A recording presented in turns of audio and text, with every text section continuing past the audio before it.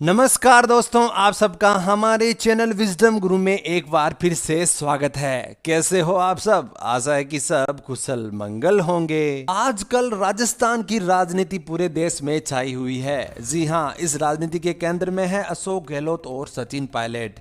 पिछले कई दिनों से राजस्थान की राजनीति में भूचाल सा आया हुआ है। माननीय अशोक गहलोत का पहले मुख्यमंत्री पद से इस्तीफा देने का मन बनाना और कांग्रेस पार्टी के अध्यक्ष पद के लिए सहमत होना और उन सब के बीच सचिन पायलट का राजस्थान के विधायकों से संपर्क करना, ये खिचड़ी पक ही रही थी कि तभी राजस्थान सरकार के मंत्री शांति धारीवाल के घर पर कांग्रेस के कई विधायकों का इकट्ठा होना और इस्तीफे की धमकी के साथ वर्तमान मुख्यमंत्री अशोक गहलोत को समर्थन करना, इस तरह के कई पॉलिटिकल ड्रामा राजस्थान वासी देख रहे हैं। आखिर में अशोक गहलोत ने भी कांग्रेस पार्टी के अध्यक्ष पद का चुनाव लड़ने से मना कर दिया है। वर्तमान में वही राजस्थान के मुख्यमंत्री रहेंगे। वर्तमान राजनीति को देखते हुए आज हम लेकर आए हैं सचिन पायलट से जुड़ी खास बातें। साथ में हम ये भी जानेंगे कि क्यों सचिन पायलट 2018 में जब कांग्रेस पार्टी की सरकार बनी थी तो मुख्यमंत्री के असली हकदार थे। सचिन पायलट के लिए कभी भी कुछ भी आसान नहीं रहा। पिता की एक्सीडेंट में मौत के बाद कम उम्र में मजबूरन उनको राजनीति में आना पड़ा। सारा के साथ उनकी शादी भी इतनी आसानी से नहीं हुई। अपनी प्रेम कहानी को शादी तक पहुंचाने के लिए भी उन्हें काफी विरोधों का सामना करना पड़ा। आप में से बहुत से लोगों को ये बात नहीं पता होगी कि सचिन पायलट राजस्थान के मूल निवासी नहीं है। जी हाँ, सचिन पायलट का जन्म उत्तर प्रदेश के सहारनपुर में साल 1970 में हुआ था। उनके पिता राजेश पायलट एयरफोर्स में थे। बाद में वह कांग्रेस के एक दिग्गज नेता बने।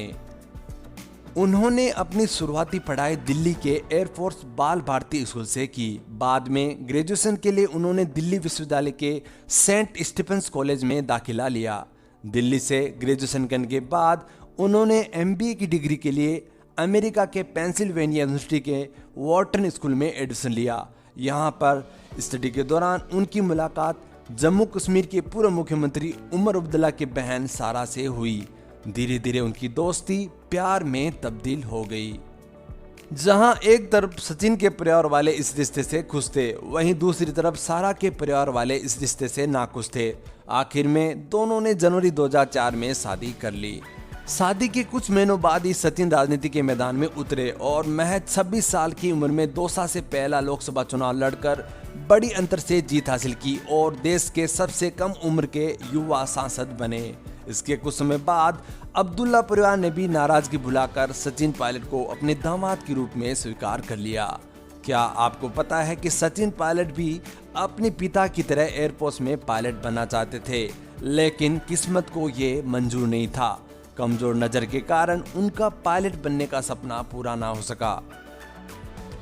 अब बात करते हैं राजनीतिक विरासत की, जो सचिन पायलट को अपने पिता राजेश पायलट से मिली। ये साल 1980 के लोकसभा चुनाव के वक्त की बात है, जब राजेश पायलट ने एयरफोर्स से पायलट के पद से इस्तीफा देकर बागपत से चुनाव लड़ने का मन बनाया। उन्होंने अपना इस्तीफा राष्ट्रपति फखरुद्दीन अली अहमद को सौंपा और वो सीधे तत्कालीन प्रधानमंत्री इंदिरा गांधी से मिलने पहुंच गए।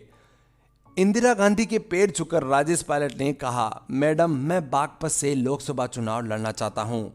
इंदिरा गांधी ने चश्मा उतारकर पायलट को आश्चर्य वाली नजर से देखा। तुम्हें पता है क्या बोल रहे हो?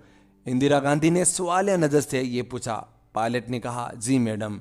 इंदिरा ने फिर कहा, बागपत से किसान नेता चौधरी चरण सिंह चुनाव लड़ते हैं। क्या बात कर रहे हो तुम?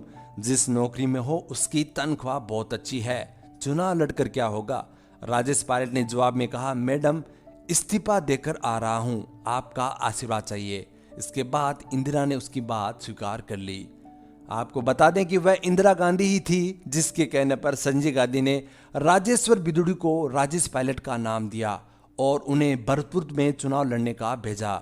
इस तरह पायलट घराना धीरे धीरे राजस्थान की राजनीति में स्थापित हुआ। इस तरह अपने पिता के निधन के बाद सचिन पायलट पूरी तरह से राजनीति में सक्रिय हो गए। उनके राजनीतिक सफर की बात करें तो 10 फरवरी 2002 को अपने पिता के जन्मदिन पर वह कांग्रेस पार्टी में शामिल हुए। 2 वर्ष बाद 2004 में उन्होंने दौसा से लोकसभा चुनाव लड़ा, जिसमें उन्होंने बड़ी अंतर से जीत हासिल की और देश के सबसे कम उम्र के लोकसभा सांसद बने। 2009 में उन्होंने अपना चुनावी क्षेत्र बदल दिया। इस बार उन्होंने अजमेर लोकसभा क्षेत्र से चुनाव लड़ा और इस बार भी भारी अंतर से जीत हासिल की। 2012 में उन्हें मनमोहन सिंह की सरकार में संचार एवं सूचना प्रौद्योगिकी केंद्रीय मंत्री बनाया गया। धीरे धीरे उन्होंने कांग्रेस में अपनी मजबूत पकड़ बना ली, जिसके कारण उन्हें 2014 में राजस्थान राज्य में कांग्रेस पार्टी का प्रदेशाध्यक्ष बनाया गया। साल 2018 जब राजस्थान में एक बार फिर विधानसभा चुनाव होने थे, उस समय सचिन पायलट ने अपना दिमाग इस्तेमाल किया और करीब 5.5 लाख किलोमीटर की यात्रा कर आम कार्यकर्ताओं का उत्साह बढ़ाया। ऐसे में यह भी कहा जाने लगा कि अगर कांग्रेस पार्टी की सरकार बनती है तो मुख्यमंत्री सचिन पायलट ही होंगे। यह उनकी पार्टी के प्रति वफादारी व मेहनत ही थी, जिसके कारण सचिन पायलट में लोगों को मुख्यमंत्री का चेहरा नजर आने लगा। विधानसभा चुनाव में कांग्रेस पार्टी को बहुमत मिला, लेकिन सचिन पायलट को सीएम का पद नसीब नहीं हुआ। उनकी जगह अशोक गहलोत को सीएम की कुर्सी मिली। इन सब के बीच 2020 का वह किस्सा आज भी राजनीतिक गलियारों में चर्चा में रहता है, जब सचिन पायलट कई विधायकों को लेकर हरियाणा के मानेसर चले गए थे और खुद की पार्टी की सरकार गिराने की कोशिश की थी। देखो, इस घटना पर सबके अपने अपने विचार हैं। सचिन समर्थकों को लगता है कि 2018 में जब कांग्रेस की सरकार बनी थी, उसमें सचिन पायलट का अहम योगदान था, जिसके कारण सचिन पायलट को ही मुख्यमंत्री बनाना चाहिए था।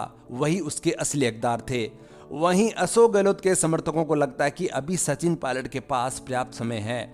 आने वाले समय में वही राजस्थान में पार्टी को लीड करेंगे। राजनीतिक विशेषज्ञों की बात करें तो उनकी नजर में सचिन पायलट ने 2020 में ही अपनी पार्टी की सरकार को गिराने की मंशा दिखाकर अपने राजनीतिक कैरियर में एक दाग लगा लिया है। यही वह बड़ा कारण है जिसके कारण जब अशोक गहलोत कांग्रेस पार्टी के अध्यक्ष पद की दावेदारी पेश कर रहे थे, उस समय सचिन पायलट को मुख्यमंत्री बनाने के लिए उन्होंने नाम हाईकमान को नहीं सौंपा। वहीं 70 से भी ज्यादा विधायकों ने भी सचिन पायलट को मुख्यमंत्री बनाने की बात को समर्थन नहीं दिया। हाल फिलहाल के लिए राजस्थान में मुख्यमंत्री बदलने की बात शांत हो चुकी है। वर्तमान परिस्थितियों को देखते हुए अशोक गहलोत ही मुख्यमंत्री रहेंगे और 2023 का चुनाव अशोक गहलोत के नेतृत्व में ही कांग्रेस पार्टी लड़ेगी। इसमें कोई संदेह नहीं है कि सचिन पायलट एक बहुत ही प्रतिभाशाली और उम्दा किस्म के राजनेता हैं। जब इतना इंतजार कर ही लिया तो थोड़ा इंतजार और सही। आने वाला वक्त सचिन पायलट का ही है। वह दिन दूर नहीं जब सचिन पायलट का नाम स्वर्ण अक्षरों में राजस्थान की राजनीति में लिखा जाएगा। तो दोस्तों, इसी के साथ ही आज का ये हमारा इंटरेस्टिंग वीडियो कंप्लीट होता है। अगर आपको हमारी वीडियोस पसंद आ रहे हैं तो प्लीज चैनल को ज्यादा से ज्यादा लाइक कीजिए, शेयर कीजिए और सब्सक्राइब कीजिए। साथ में बेल आइकॉन बटन पे क्लिक कर दीजिए ताकि आने वाली वीडियो की नोटिफिकेशन आपको मिलती रहे। तब तक के लिए जय हिंद, जय भारत।